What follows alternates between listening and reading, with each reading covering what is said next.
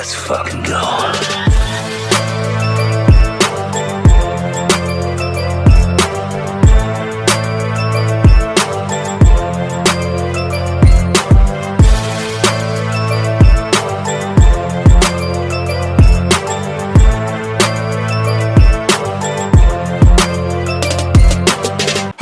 Welcome to the Comic Game Movie Show. My name is Deshaun, and today I'm here to talk about the big news that came out a couple days ago. That yes, indeed, Sony is planning on rebooting their Spider-Man universe. Now, not too long ago, Sony had thrown the towels. It was announced, well, it wasn't officially announced, but it was heavily rumored by all the big,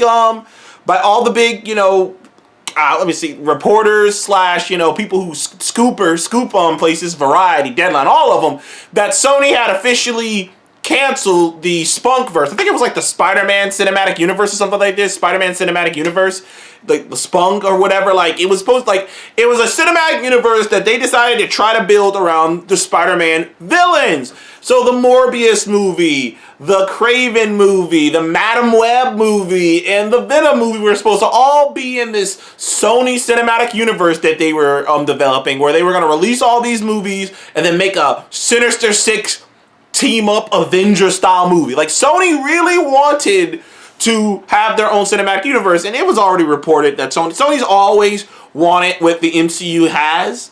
They've pretty much dick-rided the MCU. Like, it's so funny now, people kind of like flip-flop on how they feel about the MCU, but make no mistake about it, Sony was dick-riding the MCU. For as many people out, Andrew Garfield / Amazing Spider-Man Defenders, and, Spider-Man and Sam Raimi Spider-Man Defenders, at the end of the day, both of those franchises bombed. They failed. Spider-Man 4 didn't happen because Spider-Man 3 wasn't good and it didn't work out. An Amazing Spider-Man franchise died on arrival because Amazing Spider-Man 2 is one of the worst movies of all time.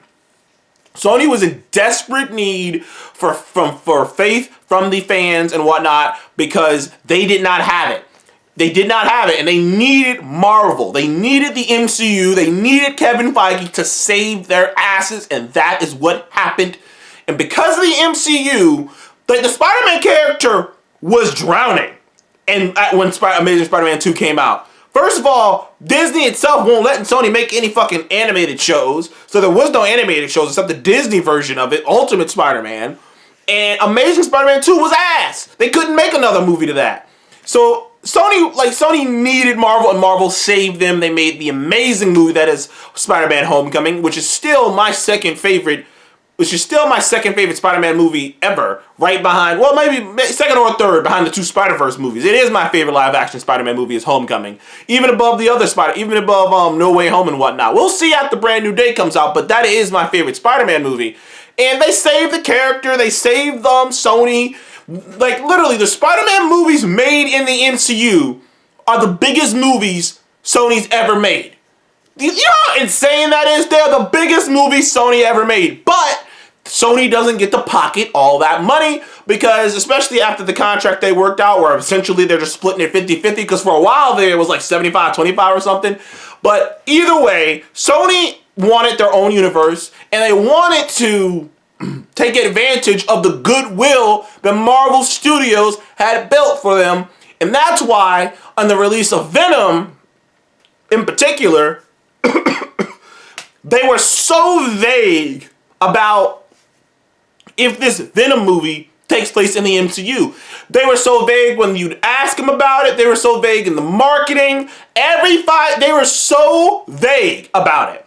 Even the way the movie was set up, like, if you didn't know, you would think this was made by Marvel Studios from the way that they were marketing it and the way they were so vague about it, which is why to this day, I still say that Venom 1 only made as much money as it did because it literally came out at the peak of the MCU. I mean, Venom 1 came out like, what was it, 2017 and 2016? I mean, yeah, like Civil War and Thor Ragnarok and Black Panther. Like, Venom 1 came out when the MCU was at its peak, when the MCU couldn't even miss. So everyone just assumed this was going to be an MCU movie. And then, like, Venom 1's success is purely because of two things. morbid curiosity, and people thought it was an MCU movie. Why? And why morbid curiosity? Because then people who saw it were like, this movie is ridiculous. It's ridiculous. It's kind of stupid. And other people went, ridiculous? I want to go see it. And riding the MCU's dick because they were pretending like this movie took place in the MCU by being vague as fuck all the way leading up to the movie.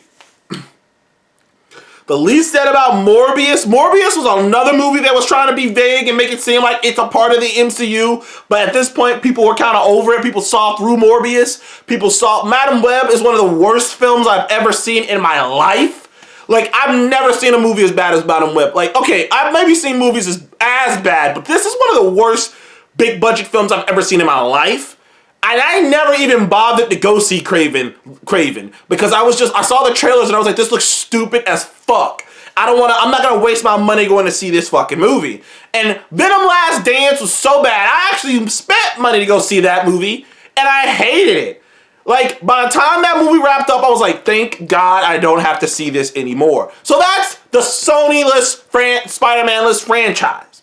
But one of the things that's always kind of been out there, and many people know, I'm sure you do, is Sony has, I believe, I saw something on the internet, I don't know if it's true, but they have to make a Spider-Man movie at least once every 5 years, or a Spider-Man project at least once every 5 years, or the rights revert back to Marvel, which is the reason a lot of people say, which I guess technically the Spider-Man movies that they make with Marvel are either don't count, or they're not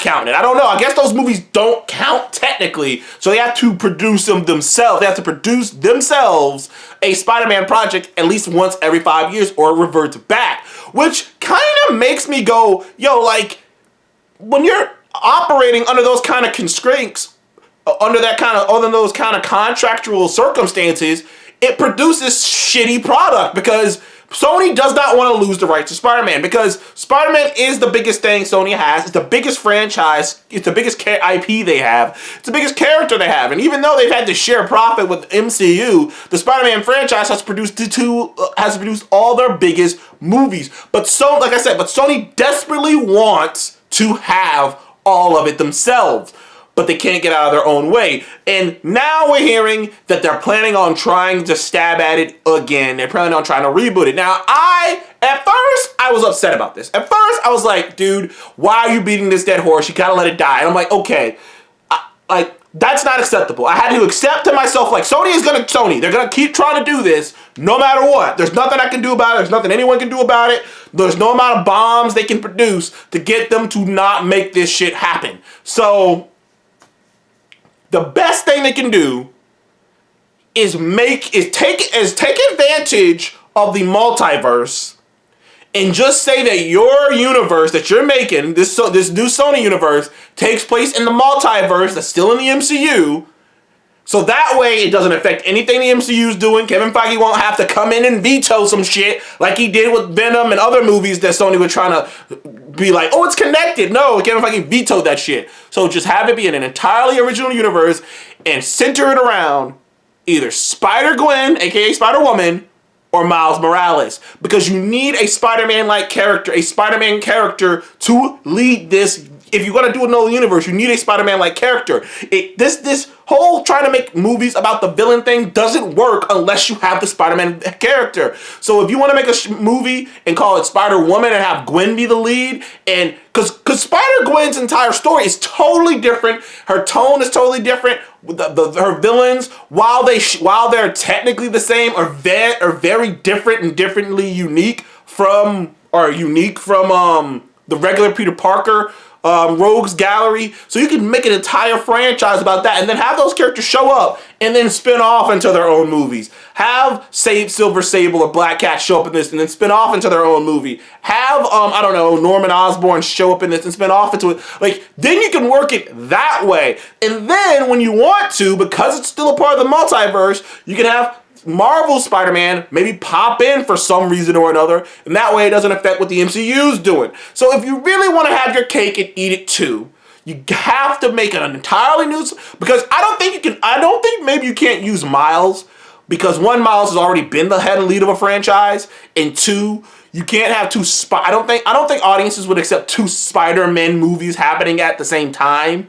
But making it Spider-Woman, Spider-Gwen, I think people would accept that. Making it a Spider-Gwen franchise where Spider-Gwen is the lead of the movie. Hell, maybe even bring back Emma Stone and have her be Spider-Gwen. Be an older version of Spider-Gwen, an adult version of Spider-Gwen, but have a lead actress like her leading the charge. Like, I really think if you're gonna do this, which they're gonna do this anyways, you have to have a Spider-Man character. You have to have a Spider-Man character leading it up. You have to have a hero, a leading hero that we're following, and we have to see them bounce off of each other, and then you can spin it off and make your own universe out of that. But that's the best thing I can think of to do if you're gonna make this whole Spider-Man not connected to the MCU universe work, if you really want to make it work. But anyways, what do you guys think? Are you excited about Sony trying to reboot this whole Spider-Man thing, or are you like me, where you're trying to be optimistic, you're trying to just come up with ideas of how they can make it work? I don't know. Comment below and let me know. Please remember to like and subscribe, and I'll see you guys on the next one. Goodbye.